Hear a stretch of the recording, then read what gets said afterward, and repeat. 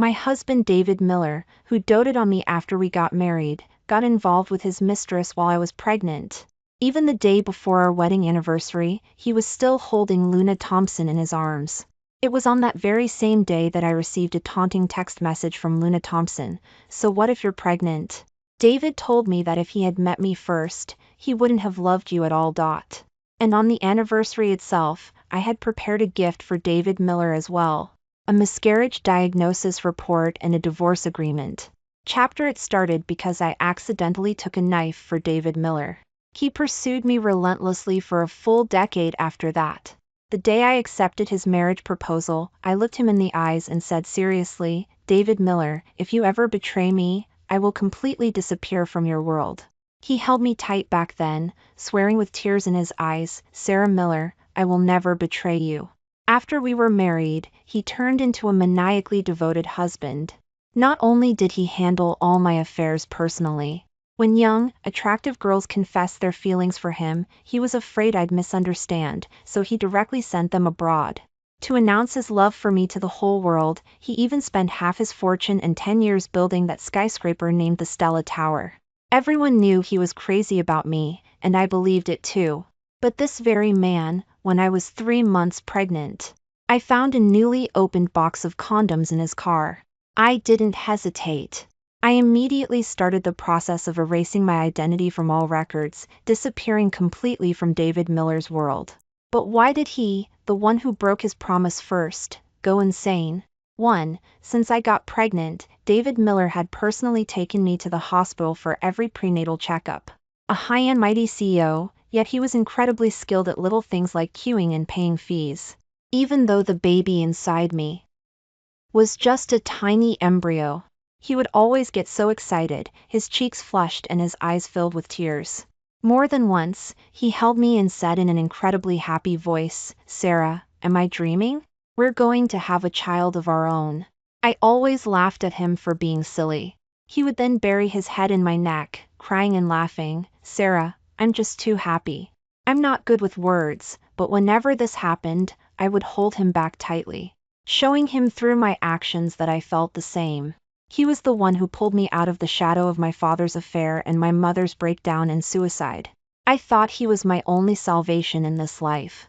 Until recently, he was always busy, leaving early and returning late. I didn't want him to be too tired, so I drove myself to the hospital. And then I saw that box of condoms in the car, with a new date and newly opened packaging. A tear slid down the corner of my eye. The cold ultrasound gel slid across my belly. The doctor said with a smile, "Mrs. Miller, is Mr. Miller letting you come for your checkup alone today?" His love for me was so fervent it was known to everyone. At this moment, it only brought me bitterness. I softly said, "Yeah." Then, following the doctor's finger, looking at the tiny embryo on the screen, I said, "Could you please arrange for an abortion procedure for me?" I had just gotten home. Immediately after, David Miller rushed back in a panic, seeing me lying safely in bed.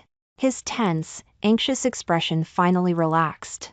When he saw I was awake, he walked softly to my side. "I'm sorry, Sarah, I've been too busy lately.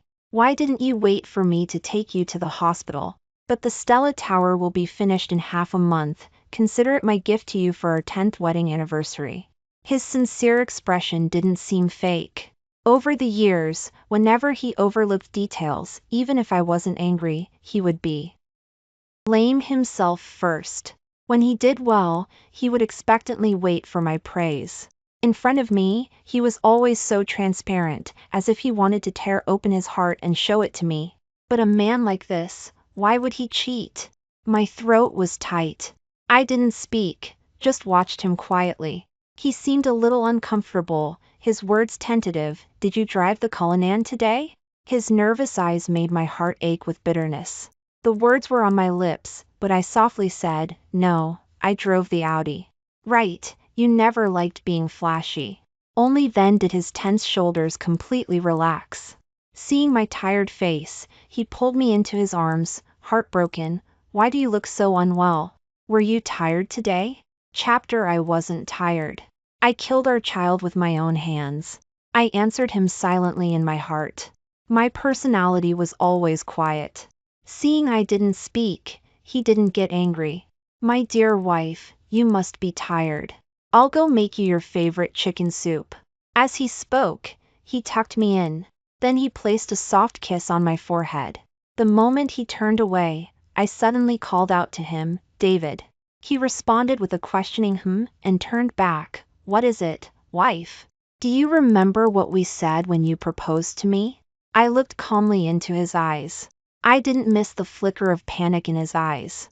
But quickly, he smiled confidently and tenderly. Of course I remember. What is it? Are you worried someone will snatch your handsome husband away? Seeing I didn't speak, he affectionately turned back and gently flicked my nose.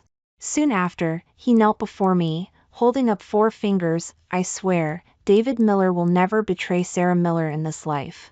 Hearing this, I clenched my palms tight, preventing the tears from falling. Looking into his clear eyes, I smiled softly. Our 10th anniversary is in half a month. I have a gift for you too.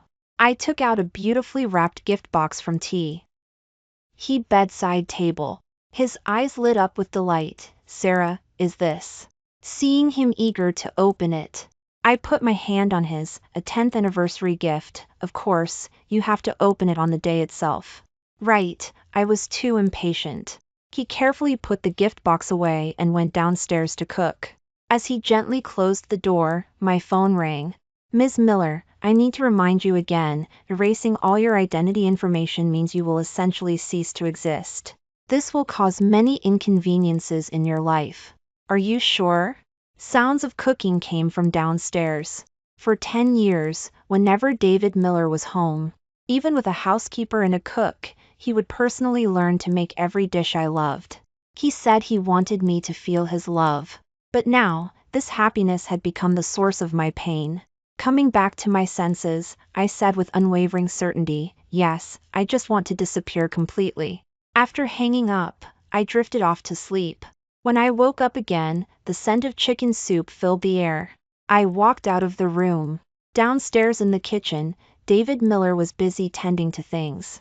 His tall figure leaned against the counter, one hand stirring the chicken soup, the other pressing a voice key to reply to messages. A faint smile played on his lips. Was it her? I asked myself, masochistically. Sensing my gaze, David Miller put down his phone and looked towards me. As soon as I sat down at the dining table, David Miller brought the soup to me. He carefully picked out the ginger from the soup and blew on it to cool it. You can eat now. I brought the chicken soup, at the perfect temperature, to my lips. The taste I once loved most now felt like chewing wax. After eating, David Miller lay in bed with me. After 10 years of marriage, he still liked to hold me while sleeping. Half asleep, I heard David Miller on the phone in the bathroom, his tone slightly angry. I told you no. To call this number. If my wife found out, you know the consequences. The midnight silence was too deep. The girl's helpless sobbing came clearly through the phone, but no one answers your other phone. The power is out here, it's so dark, I'm so scared. Hearing this, David Miller's angry voice softened. Just this once, don't let it happen again. After speaking, he returned to the room, knelt beside the bed, and softly said, Sarah, there's something urgent at the company, I need to go for a bit. I mumbled a confused He looked at me with longing for a while before getting up to leave. The moment the door closed, I sat up in bed, my eyes clear. I threw on a jacket and took a taxi, following his car. 15 minutes later, his car stopped. A young, pretty girl was curled up, squatting by the entrance of the upscale neighborhood/gated community. My mind went blank. This girl was Luna Thompson, the one who had confessed to David Miller while drunk and been sent abroad. She had even followed me back then. She sent me private messages, telling me to give David Miller to her.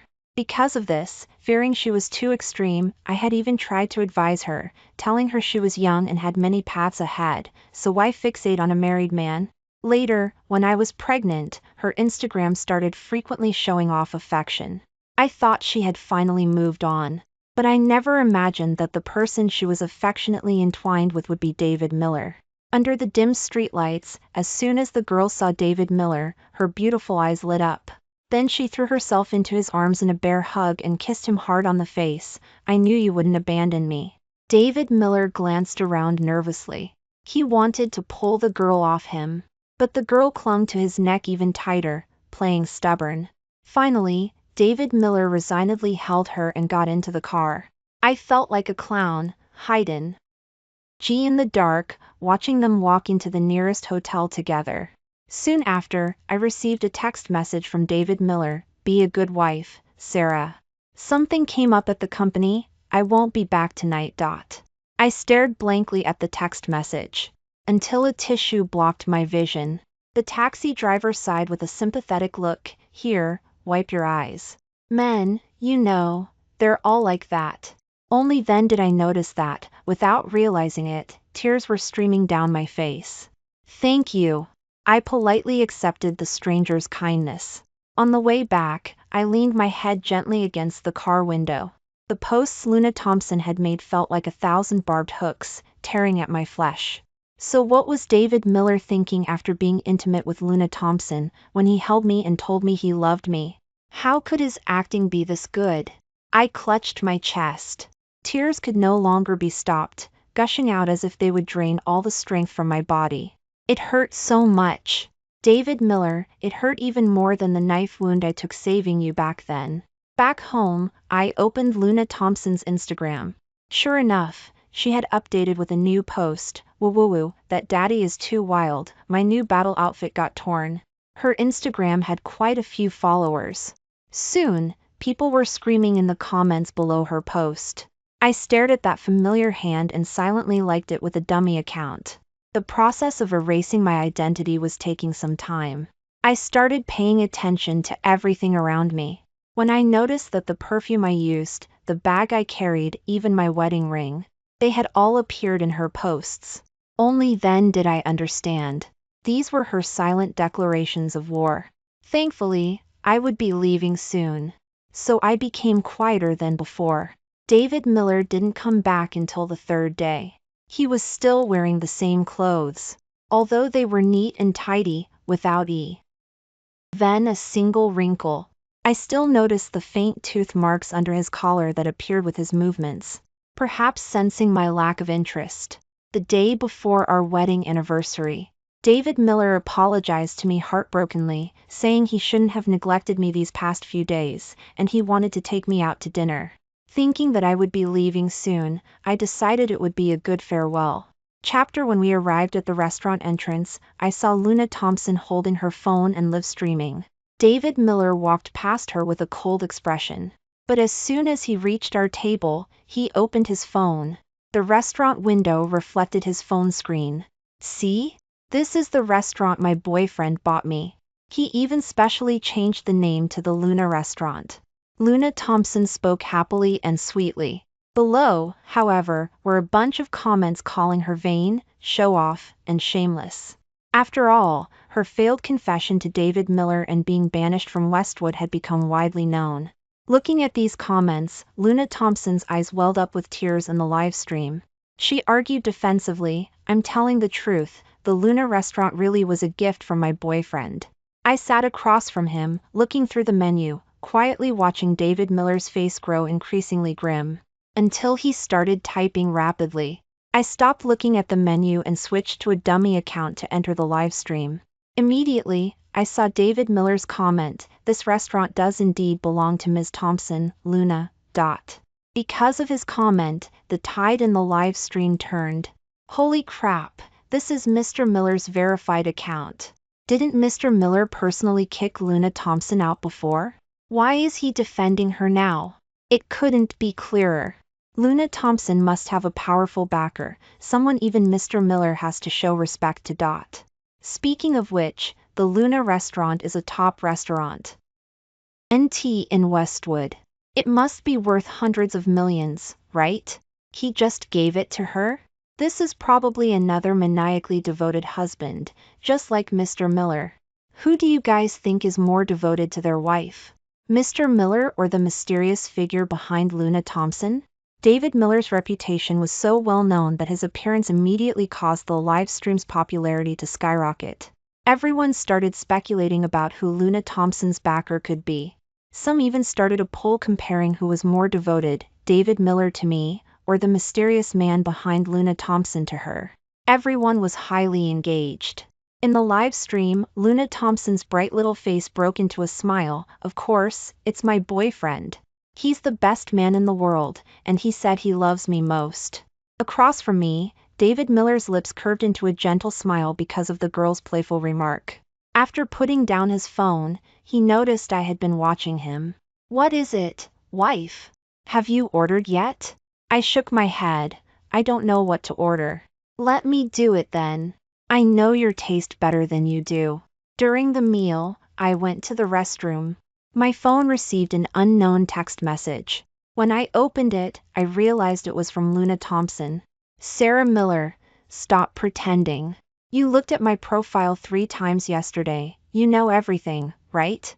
And do you know how much David is obsessed with my body? So what if you're pregnant? David told me that if he had met me first, he wouldn't have loved you at all. Also, guess which is more important in his heart, a star or the moon?" The accompanying picture was her scraped leg. The text message was full of provocation. I didn't reply, but directly dialed another number. After confirming that the identity erasure process would be completed today, I returned to my seat. As soon as I sat down, David Miller anxiously spoke. "Sarah, something urgent came up at the company. I've already ordered the food. Okay if you eat by yourself first?" I looked at him indifferently. "Okay."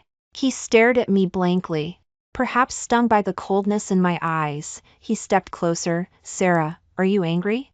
Then I'll just go check on the company quickly and come right back to be with you." His hand gripped my wrist tightly. I peeled his fingers off one by one, then smiled and shook my head. "No, I'll just eat and go home by myself later." "Sarah, if you're unhappy, I'll..." Mid-sentence, his phone started vibrating incessantly again. This time he didn't hesitate. Leaving behind a promise to bring you here again next time, he turned and strode away. "Too bad, David Miller, there won't be a next time." Watching his retreating figure, I quietly finished my meal alone. Facing the empty seat across from me, I said softly, "David Miller, goodbye forever." Back home, Luna Thompson sent me dozens more boasting texts. I ignored her. After giving Maria, housekeeper, and the other housekeepers time off, I quietly packed up the house I had lived in for 10 years.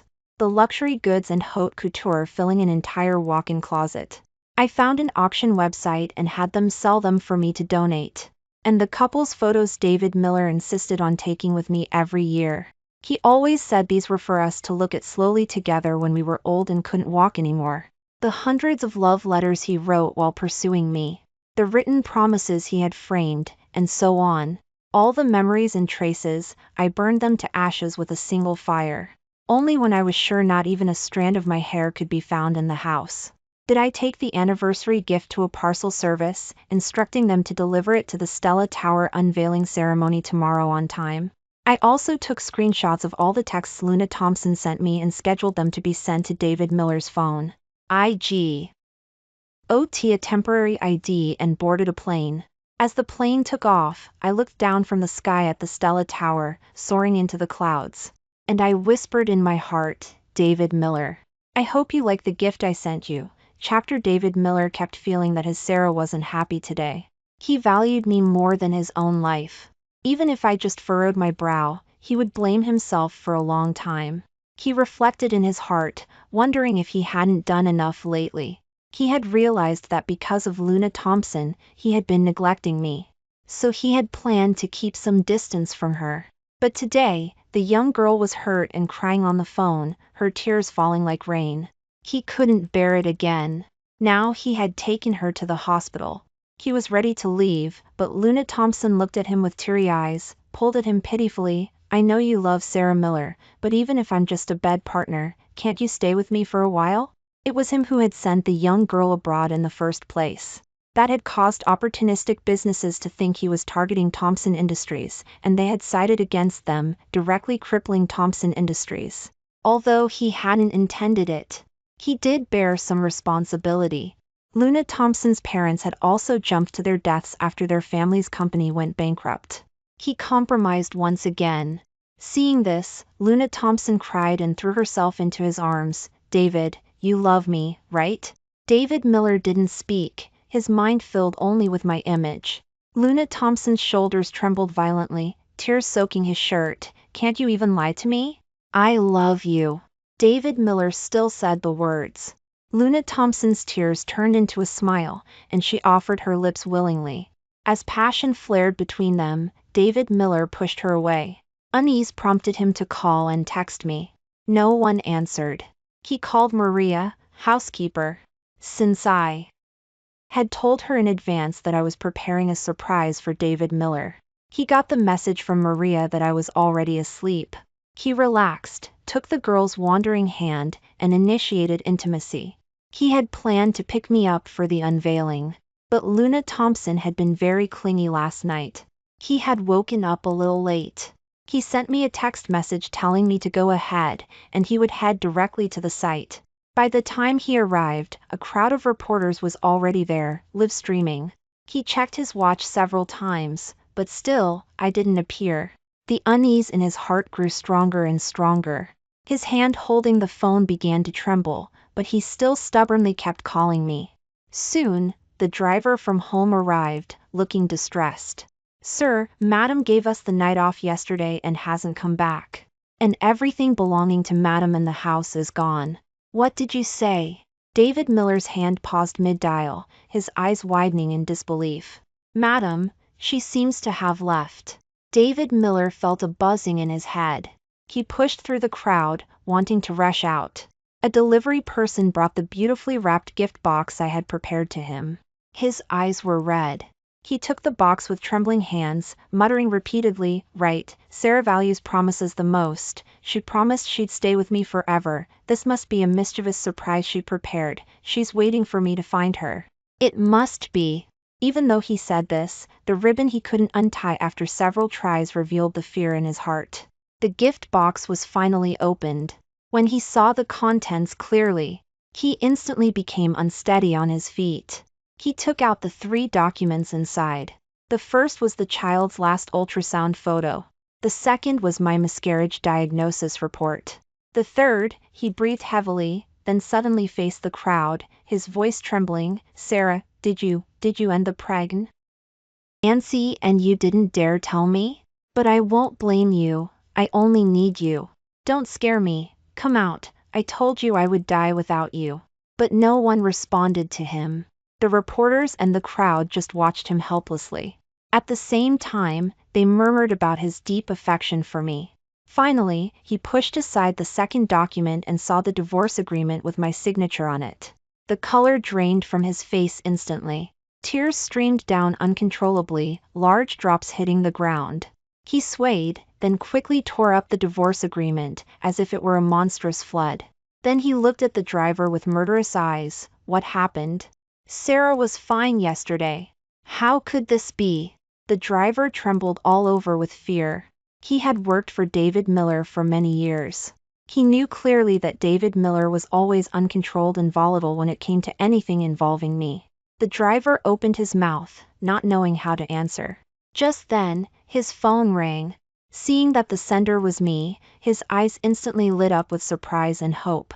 It took him 4 or 5 tries to unlock the phone successfully. But the moment he saw the messages clearly, his eyes completely dimmed. He was consumed by a sense of terminal despair. I had forwarded to him the dozens of photos, text messages, voice notes, etc., that Luna Thompson had sent me as a provocation. He masochistically played the taunting voice notes over and over again.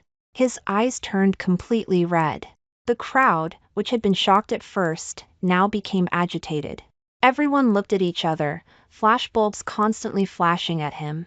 Given David Miller's influence, this incident was guaranteed to become a trending topic tomorrow. Some clever media outlets started using drones.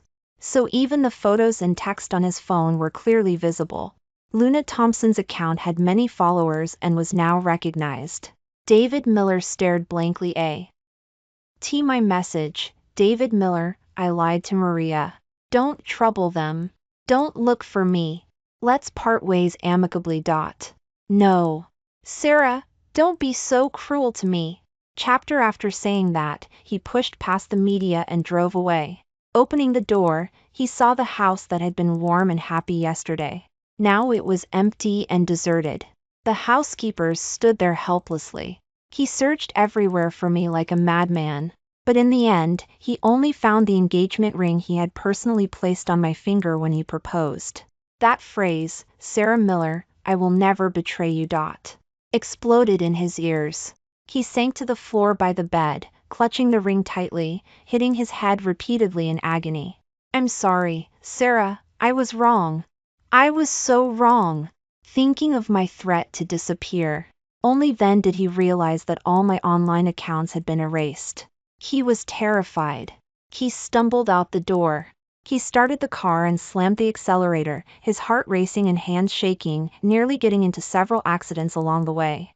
He finally reached the police station. But when he entered my name into the computer, it showed no record found. The officer kindly reminded him, usually, only deceased persons have their identities erased from all records. If your loved one is still alive and well, perhaps you should check if she encountered something unsolvable, something that made her desperate. As long as the problem is resolved, she will likely return on her own. The officer looked at David Miller with sympathy. They probably mistook him for a pitiful man suddenly abandoned by his wife for no reason. But his words made David Miller even more desperate. I had always been well protected by him. But now, it was also him who had driven me to such despair that I would even erase my identity. Those voice notes, videos, and photos flooded into his mind. He could hardly imagine how heartbroken I must have been. And I saw them. He walked out of the police station listlessly. A car nearly hit him. But he didn't show any sign of stopping. The driver got out and yelled at him, "What the hell is wrong with you?" "Yes, I'm insane." The driver's angry expression froze when he met David Miller's vacant eyes. He let go. Then he cursed and left. Damn, actually ran into someone crazy. David Miller got back in the car. When he saw the Safe Travels car charm I had personally embroidered for him, the light in his eyes gathered little by little. Sarah, I will definitely find you. When Luna Thompson called, David Miller had just arrived downstairs at her place. On the phone, she cried, saying people were cursing her under her account now. She asked David Miller what she should do. David Miller didn't speak, but directly knocked on her door. When she opened it, Luna Thompson's eyes were as innocent as before, 2 streams of tears just rolling down. She looked so pathetic. But it was this kind of behavior that had pulled David Miller into the mire again and again. And the flip side of this innocence, later, was so repulsive. It had hurt his life's beloved to the core, and ultimately led her to abandon him resolutely. Luna Thompson hadn't realized something was wrong. Like before, she threw herself into his arms. But David Miller didn't catch her and comfort her as usual. Instead, he spoke coldly, "So I warned you so many times, why did you still expose our affair to her? Do you know that for so many years, I couldn't bear to let her shed a single tear? Just thinking about how heartbroken she must have been when you sent her those things, I wish I could die." Luna Thompson, how dare you? I deserve to die, and you deserve to die. But why was it my Sarah who was forced to leave? Luna Thompson sensed his madness. Her eyes filled with terror, and she ran towards the door. But David Miller grabbed her hair.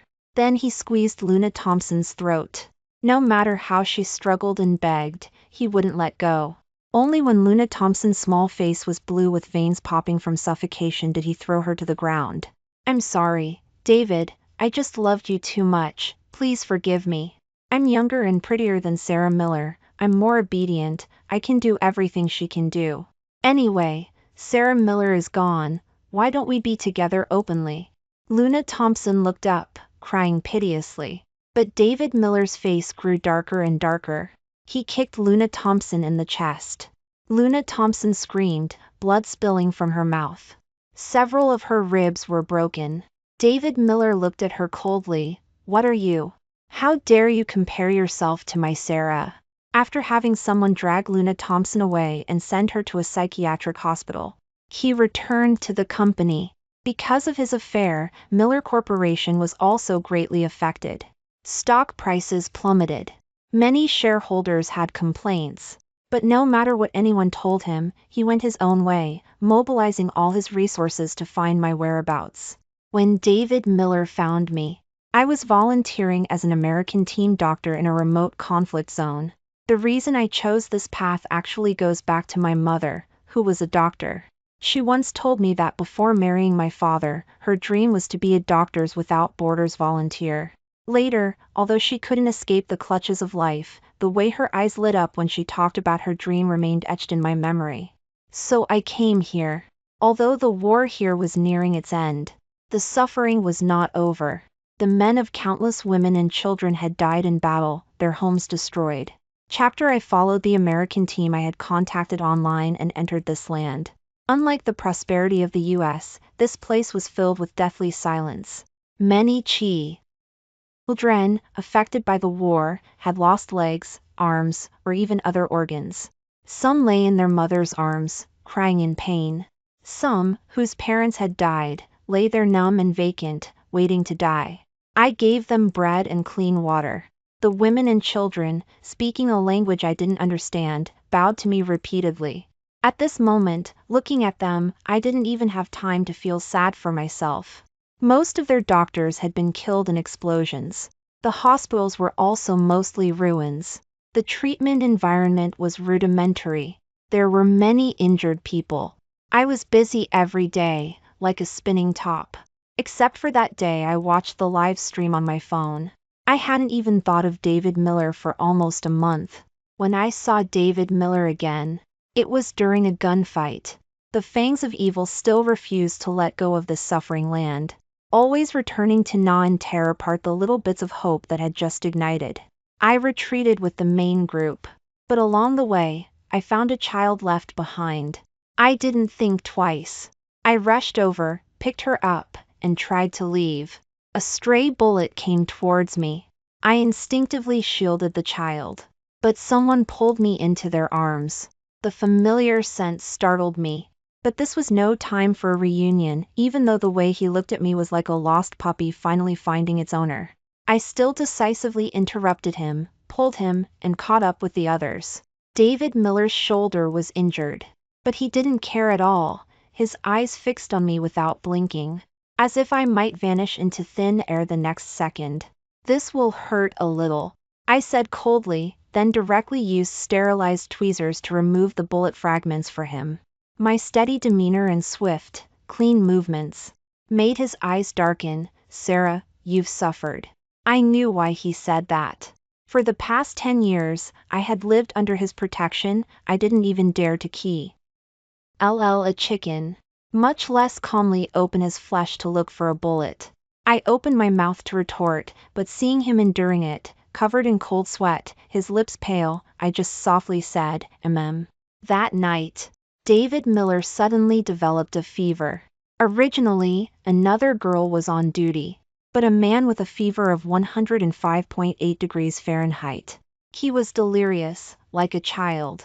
He kept crying and fussing, asking for Sarah. The young girl had no choice but to come find me.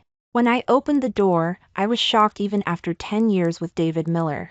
I had never seen him so defeated and vulnerable. He lay weakly on the bed, curled up, apologizing incessantly. Tears streamed down his handsome, thin face. I told the young girl to go back to rest and took the antipyretic medication. Then I walked to the bedside. David Miller opened his eyes with effort. Sarah. I ignored him and brought the medication to his lips. But he tried to hug me, and when I refused, he wouldn't take the medicine. I frowned and turned to leave. He struggled, chasing after me, and fell off the bed. Don't go, please. David Miller, you know me. Stop playing these little games. He looked as frustrated as a child who had done something wrong. Don't be angry, it's bad for your health. I'll take it. 3 days later, David Miller's condition was basically stable. To prevent him from causing trouble, I didn't want to talk, but I still fulfilled my duty as a doctor to care for him. Unlike his initial listlessness, the light in his eyes grew brighter day by day. Our team also needed to move to another location.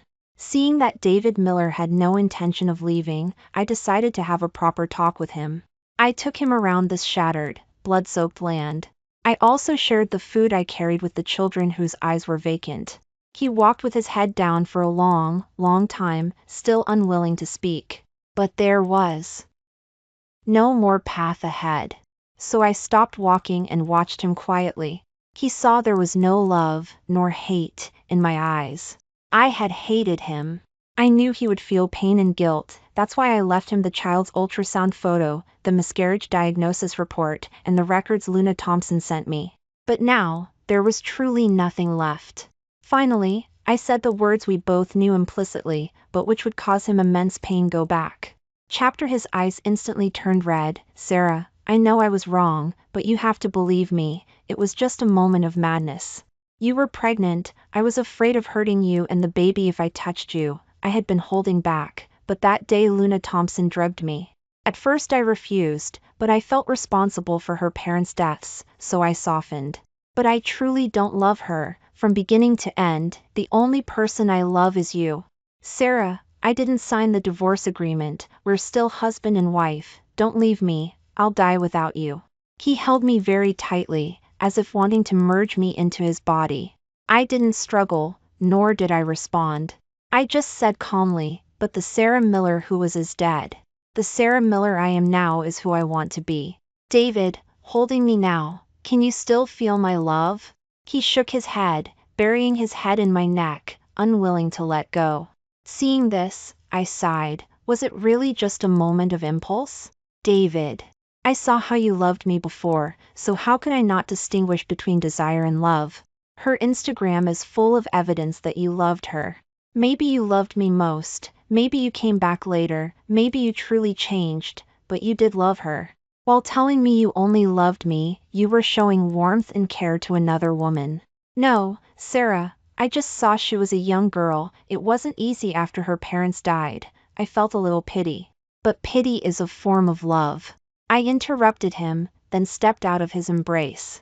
Looking directly into his eyes, he gradually lowered his head. He knew he couldn't lie to me, just as he knew me best. Likewise, I knew him best. His tall frame gradually stooped. So, I've truly lost you forever, haven't I? Yes. Go back. Didn't you say you'd do anything as long as I was happy? I like my life now. Are you going to make things difficult for me? I had once asked myself if I could forgive him if he hadn't loved Luna Thompson. The answer was no. Much less when he was involved both body and soul. Heart-wrenching sobbing came from behind me. But I didn't look back, holding my back straight and walking away. David Miller left. Emily, the American team member, often called home. She also mentioned with a sigh that David Miller had donated the other half of his fortune and the Stella Tower. He himself had gone missing. I just smiled it off, not interested in news about him. What made me happy now were the children's sincere smiles, and the lives I snatched back from the hands of death. I heard about David Miller again from that same young girl from the team. She ran towards me, her hands covered in blood. She said David Miller was dying. My mind reeled in shock. Only then did I learn that after David Miller went back and donated his entire fortune, he had also joined a rescue team. He wasn't a doctor, so he did logistics and rescue work. From a distance, I saw David Miller, half his body a bloody mess. I stumbled to his side. Looking at his severed leg and hand, I didn't know where to touch him. Sarah. He smiled brightly at me. I told you, your dream is my dream. I would be with you. I did it. I know you won't forgive me, but please don't hate me, okay? The hand he held out clutched the ring I had left behind. My calm heart still rippled. Tears fell uncontrollably. I took the hand he extended. I don't hate you.